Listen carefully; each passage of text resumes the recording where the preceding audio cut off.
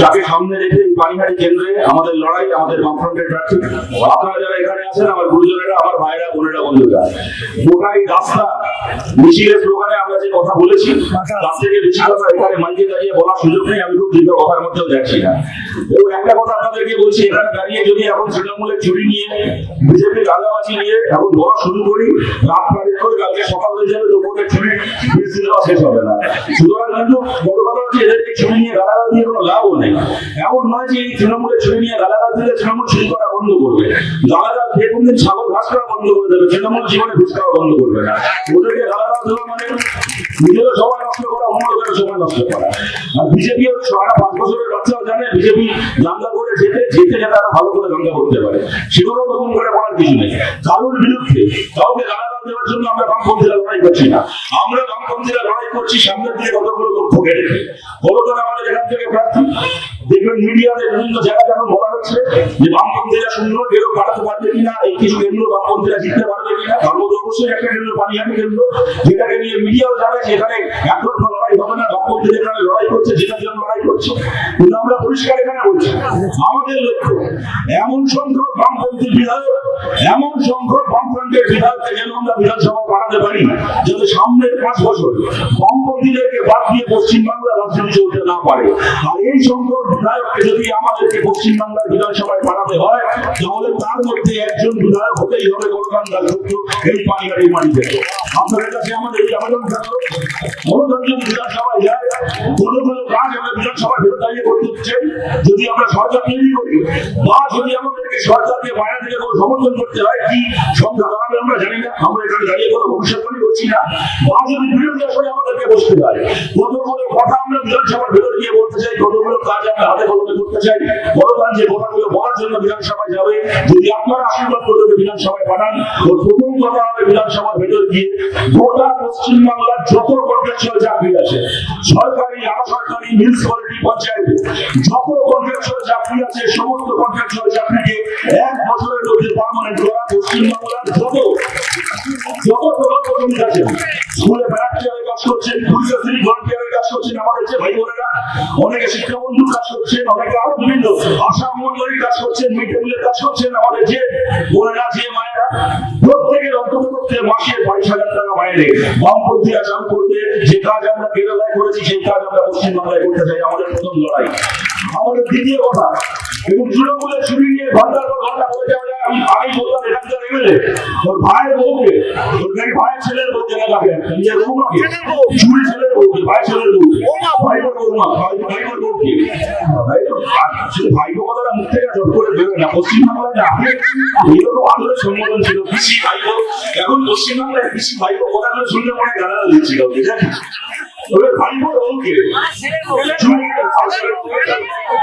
ছেলের বউ, ছেলের বউ ভাইপো তো কারণ একটা বউকে বাড়িতে চুরির চাকরিতে ঢুকিয়েছিল, ফেলেছিল। সারা জীবন সে বাইরের উপর বাদ হয়ে চুরির চাকরির মাইনে পাবে, খেতে দিইনি। চুরির চাকরির মাইনে হজম করতে দিইনি, ধার ধাক্কা দিয়ে বার করেছে চুরির চাকরি থেকে, ধার ধাক্কা দিয়ে বার করেছে। ধার ধাক্কা দিয়ে বার করেছি তা না, যত টাকা মাইনে নিয়েছিল সুদ সহ, বলার ভেতর হাত ঢুকিয়ে সুদ সহ ওই টাকা ফেরত দিয়েছি। আপনাদেরকে বলছি, এইটা হতে পারে না যে দিনের পর দিন ওরা চুরি করেই যাবে, চাকরি বিক্রি করেই যাবে, আর আমরা তার বিরুদ্ধে জানি মিটিং মিছিল করবো আর মামলা করবো। একটা করে প্যানেল বাতিল হবে, আবার নতুন একটা প্যানেল আসবে, সেখানে আবার চুরি হবে, সেখানে আবার টাকা খাওয়া হবে, আবার মামলা হবে, আবার প্যানেল বাতিল হবে। এই চোর পুলিশ খেলা 15 বছর চলছে, আমাদেরকে শেষ করতে হবে। ওদের চুরির বিকল্প আমাদের মামলা আর মিটিং মিছিল নয়, ওদের চুরির বিকল্প হচ্ছে সরকারি চাকরিতে স্বচ্ছ নিয়োগ। পশ্চিমবাংলার সরকারি চাকরিতে স্বচ্ছ নিয়োগ ফেরাবে কলকাতারা, পশ্চিমবাংলা সরকারি চাকরিতে স্বচ্ছ নিয়োগ ফেরাবে বামপন্থীরা। আমাদের সবার কাছে আবেদন করছি, এই কাজ করতে আপনারা আমাদের পাশে দাঁড়ান। এবং খালি সরকারি স্কুল নয়, প্রাইভেট স্কুলের ক্ষেত্রে পড়াশোনার খরচা, প্রাইভেট হাসপাতালের ক্ষেত্রে চিকিৎসার খরচা আপনারা দেখছেন বাড়তে বাড়তে কোথায় গিয়ে পৌঁছেছে। সাধারণ মানুষের সাধ্যের বাইরে চলে গেছে। নিজের ছেলেকে মেয়েকে একটা প্রাইভেট স্কুলে ভর্তি করানো মানে বাবা মার জীবনের সমস্ত সকালদের ওখানে। যদি কাউকে 60-65 বছর বয়সে গিয়ে প্রাইভেট হাসপাতালে 10-12 দিন ভর্তি রাখতে হয়, 3-4 দিনের মাথায় মেডিকেল যা আছে শেষ হয়ে যাবে, ইন্স্যুরেন্সের লিমিট শেষ হয়ে যাবে। তারপরে সে ফিক্সড ডিপোজিট ভেঙে দরকার হলে গয়না বিক্রি করে লোকের কাছে হাত পেতে টাকা ধার নিয়ে টাকা দিয়ে হাসপাতাল থেকে বাড়ি ফিরতে হবে। আমরা বলছি পশ্চিমবাংলার প্রাইভেট স্কুলে পড়াশোনার খরচা, প্রাইভেট হাসপাতালে চিকিৎসার খরচাকে নিয়ন্ত্রণ করার জন্য আমরা পশ্চিমবাংলার বিধানসভায় বিল পাস করাতে চাই। আপনারা বলুন এই বিল আসা দরকার কি দরকার নেই? আপনারা বলুন এই যারা তৃণমূলকে সমর্থন করেছেন, এরা বিজেপিকে সমর্থন করেছেন, আপনাদের কাছে আবেদন করছি, বলুন আপনাদের পরিবারের জন্য এই বিল বাংলার বিধানসভায় দরকার কি দরকার নেই? যারা তৃণমূল সমর্থক আছেন, যারা বিজেপি সমর্থক আছেন, আপনারা আমাদের শত্রু নন। আমাদের লড়াই তৃণমূলের কতগুলো চোর নেতার বিরুদ্ধে, বিজেপির কতগুলো দাঙ্গাবাজ খুনি নেতার বিরুদ্ধে। তৃণমূলকে ভোট দেওয়া, বিজেপিকে ভোট দেওয়া কোনো সাধারণ মানুষ আমাদের শত্রু নন। আপনাদেরকেও বলছি এই কাজ আপনারাও জানেন। আমাদের বিরুদ্ধে আপনাদের 10টা অভিযোগ থাকতে পারে, আমাদের বিরুদ্ধে আপনাদের 10টা বিরোধ থাকতে পারে, কিন্তু এই কাজ একমাত্র আমরা বামপন্থীরা করতে পারি। কারণ এই সমস্ত প্রাইভেট মালিকদের কাছে আমরা হাত পাতি না, এই সমস্ত প্রাইভেট কোম্পানি 2 পয়সায় আমরা খাই করি না, এই মালিকগুলোকে আমরা দোয়ানা পুষি না। একমাত্র আমরা পারি এদের মুনাফাখোরের সাথে দাঁড়াতে। এই তৃণমূলের নেতাগুলোকে, কাউন্সিলরগুলোকে দেখছেন, এই সমস্ত ব্যবসায়ীদের কাছে হাত পেতে ওদের খালি দল চলে, তাই না ওদের সংসার চলে। আপনাদের পানিহারি করার জন্য বলে কাউন্সিলরকে জিজ্ঞেস করুন, মনে করে বলতে পারবেন না বাড়ি শেষ করে হাসপাতাল মাইনের টাকায় দিয়েছে, সমস্ত চুরি টাকায় গোলাবাজির টাকায় তো সংসার চলে। এরা জীবনে পারবে না এটাকে মুনাফাখোরি বন্ধ করতে। আমরা পারবো, এই বিল আমরা বাংলা বিধানসভায় আনবো। গণতান্ত্রিক আপনারা বিধানসভায় পাঠান যাতে এই বিল বিধানসভার ফ্লোরে দাঁড়িয়ে আনতে পারে। তার পাশাপাশি বলছি, সরকারি স্কুলে আপনারা জানেন বামফ্রন্ট সরকার ৭৭-এর আগে বলেছিল আমরা সরকারে আসলে 8 ক্লাস পর্যন্ত, ক্লাস 8 পর্যন্ত সরকারি স্কুলে পড়াশোনা ফ্রি করবো। সরকারে এসেছিলেন যদি বসু মমতা সূত্র, বামপন্থীরা সরকারে এসেছিল, ম্যানিফেস্টো বলা হচ্ছিল 8 ক্লাস পর্যন্ত পড়াশোনা ফ্রি হবে। সরকারে এসে প্রথম বছর ক্লাস 8, 2 বছরের মধ্যে ক্লাস 10, তার 1 বছরের মধ্যে পশ্চিমবাংলা সরকারি স্কুলে 12 ক্লাস পর্যন্ত, ক্লাস 12 হাই সেকেন্ডারি লেভেল পর্যন্ত পড়াশোনা ফ্রি হয়েছিল পশ্চিমবাংলায়। আর এইবার আমরা বলছি বাংলার বিধানসভায় গিয়ে আমাদের পরের লক্ষ্য হচ্ছে পশ্চিমবাংলার সরকারি কলেজ আর বিশ্ববিদ্যালয় মাস্টার ডিগ্রি পর্যন্ত পড়াশোনা সম্পূর্ণ ফ্রি হবে, বিনা পয়সায় মাস্টার ডিগ্রি পর্যন্ত বাংলা ছেলেমেয়েরা পড়াশোনা করবে। এই আইন আমরা বিধানসভায় আনতে চাই। এই কাজ করার জন্য আপনারা গণতান্ত্রিক বিধানসভায় থাকবেন। মাতৃভাষার আন্দোলন নিয়ে আমার নতুন করে বলার কিছু নেই। আপনারা রাতের পর রাত ছেড়েছেন গোটা বাংলার সঙ্গে, কিন্তু প্রশ্নটা খালি এখানে একটা ধর্ষণ ভুলের প্রশ্ন নয়, 100 বার একটা ধর্ষণ ভুল থেকে সেই আন্দোলন শুরু হয়েছিল। কিন্তু আর্থিকভাবে আন্দোলন আরো অনেক প্রশ্ন তুলেছিল, যে প্রশ্নগুলো অনেকদিন বকেয়া ছিল আমাদের সমাজে, আমাদের চারপাশে, আমাদের রাজ্যে, আমাদের দেশে, আমাদের পৃথিবীতে। এই প্রতিটা আর্থিকর আন্দোলনের বুক থেকে উঠে আসা এই প্রতিটা প্রশ্নের জবাব দেবে বাংলায় বামপন্থীরা। আমরা বলছি পশ্চিমবাংলার বিধানসভায় গিয়ে আমাদের পরের লক্ষ্য হবে পশ্চিমবাংলার সিলেবাস ব্যবস্থাকে ঢেলে সাজানো। আমরা বাংলায় স্কুল স্তর থেকে সিলেবাস ব্যবস্থা এমন পরিবর্তন আনতে চাই যে এই বাংলায় একটা ছোট ছেলেও যখন স্কুলে পড়াশোনা করে বড় হবে, একটা ছেলেও যখন পুরুষ হয়ে বড় হয়ে উঠবে, সে যেন তার স্কুলের শিক্ষায়, তার সামাজিক শিক্ষায়, পারিবারিক শিক্ষায় এমন ভাবে শিক্ষিত হয় যে একজন ছেলেও যেন মেয়েদেরকে সম্মান করার মানসিকতা নিয়ে মানুষ হয়ে ওঠে, বড় হয়ে ওঠে। কোন ছেলেরও যেন কথায় বার্তায়, চাল চলনে, কোন চোখের চাউনিতে, কোন হাতের অঙ্গভঙ্গিতে তার আশপাশের কোন মহিলার জন্য সেটা একটা অস্বস্তির কারণ না হয়ে দাঁড়ায়। স্কুল স্তর থেকে ছেলেদেরকেও প্রকৃত মানুষ করার মতো করে শিক্ষা, নতুন করে লিঙ্গ সামনের শিক্ষা স্কুল স্তর থেকে আনবো আমরা বাংলায় বামপন্থী। এবং তার পাশাপাশি লোকসভা ভোটে আমাদের ম্যানিফেস্টো ছিল, আমরা একটা লক্ষ্য সামনে রেখেছিলাম, আমরা কোনো আসন জিততে পারিনি লোকসভায়, লাস্টে আমরা হাতে কলমে করতে পারিনি।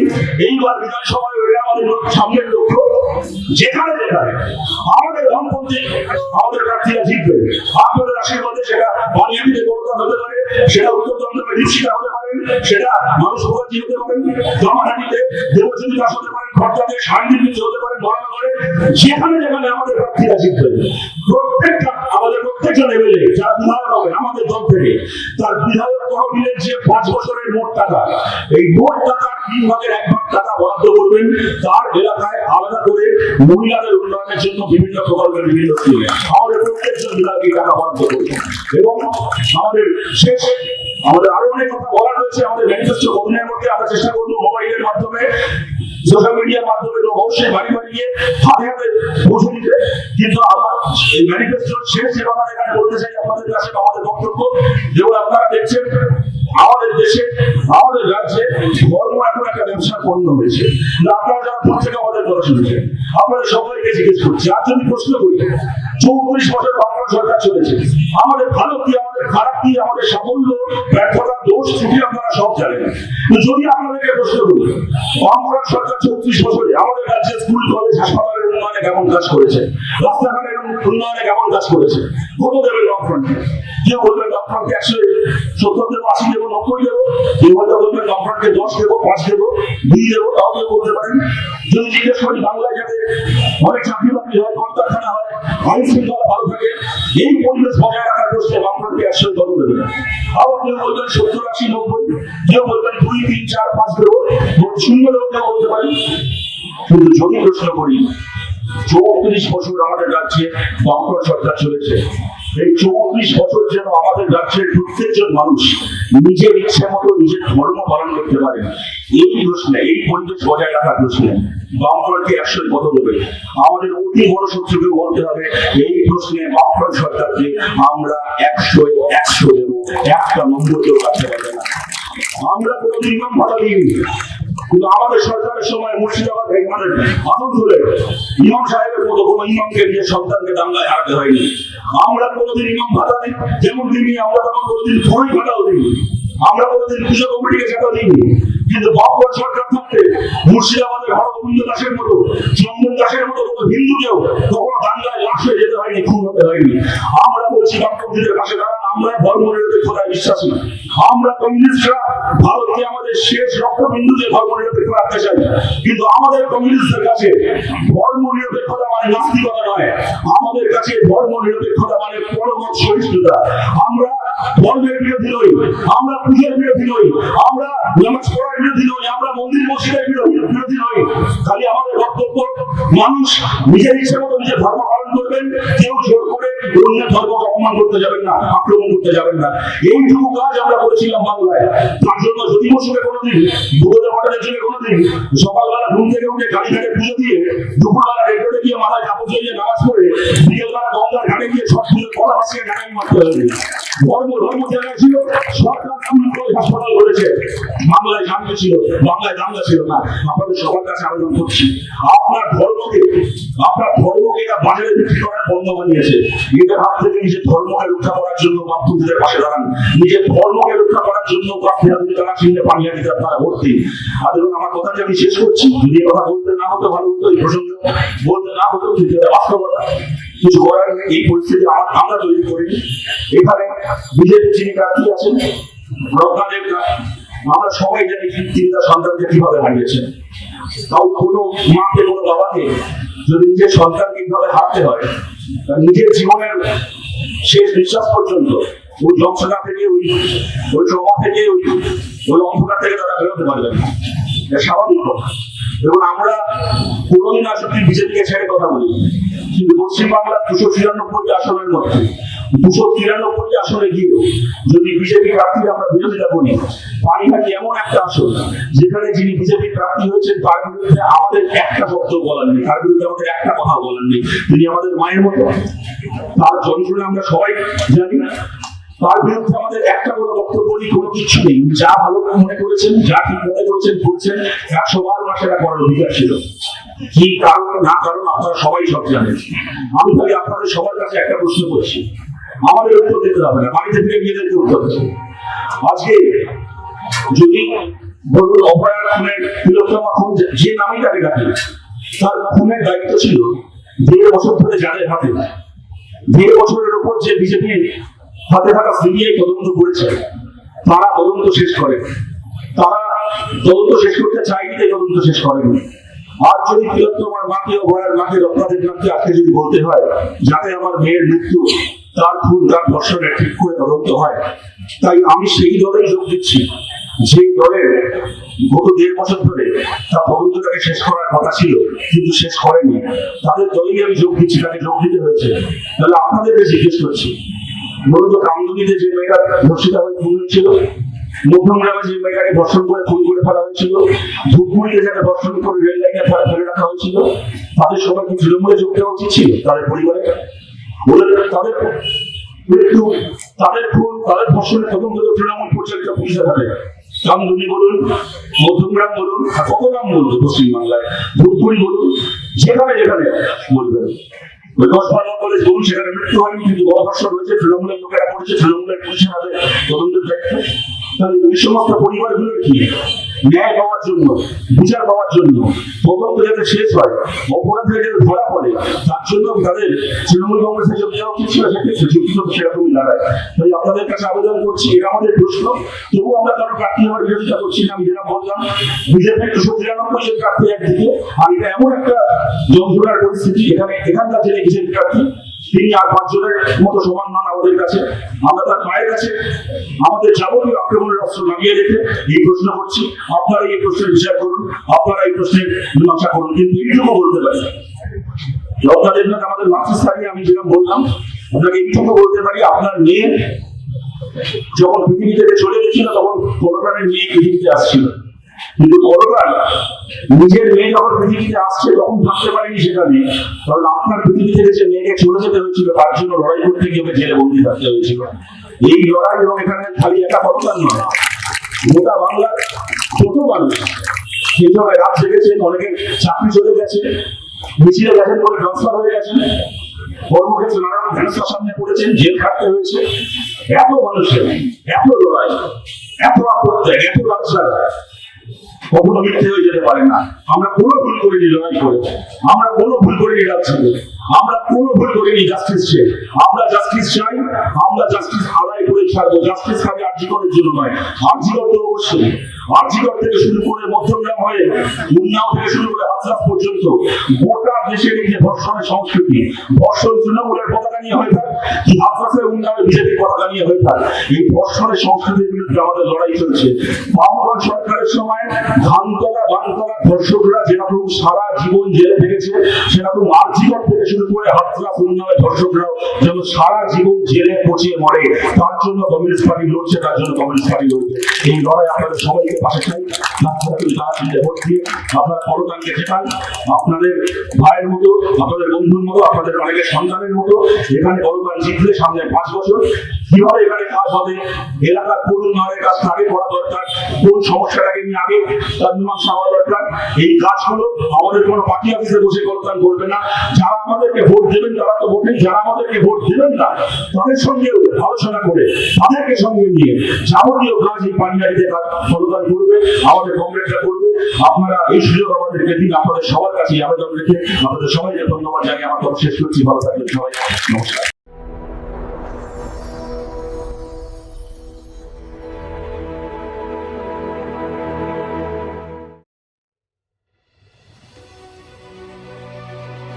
Elegance is never accidental.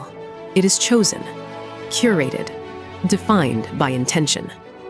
In a world of excess, true luxury whispers. It does not compete. It does not demand attention. It commands it. At B20s, we create more than jewelry. We shape presence. Every curve is considered, every surface refined, every detail deliberate, crafted with precision, finished with restraint, designed not to overpower, but to elevate. Because luxury is not about display, it is about distinction. The quiet confidence of gold against skin, the subtle brilliance of light catching movement, the harmony between strength and grace. This is not ornament, it is expression, not decoration, but identity, a reflection of self, unapologetic, uncompromised, timeless. At B20s, modern elegance finds its voice without ever speaking. This is refinement without noise, beauty without excess, luxury without effort. B20s, the premium luxury brand. Elevate your everyday.